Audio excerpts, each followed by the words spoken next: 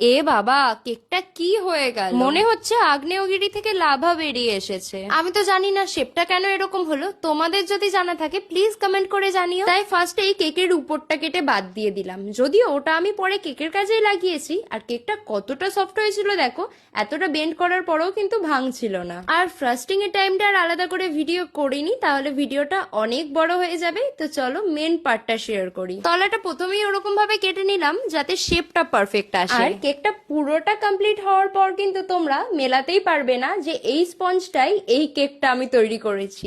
এটা আমার personal challenge. কেকের ছবি তো আমি আগেই পোস্ট করেছিলাম, যারা দেখেছো তারা তো বুঝতেই পারছো কোন কেকটা করছি।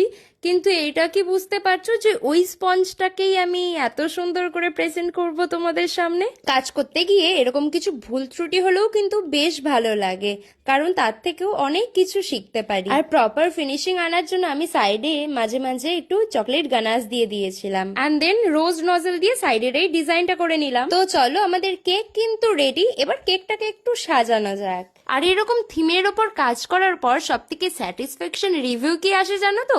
যখন কেউ দেখেও বিশ্বাস করতে চায় না যে এটা একটা কেক। তো এই কেকটাকে চোখের সামনে দেখার পরেও একজন তো কিছুতেই বিশ্বাস করতে চাইছিল না যে এটা কেক। এর থেকে শান্তির কমেন্ট আমার জন্য আর কি হতে পারে। তো প্রপার রেড কালার আনার জন্য আমি এখানে রেড স্প্রে কালার ইউজ করেছি। তোমাদের যদি স্পঞ্জের রেড কালার থাকে তাহলে দরকার নেই।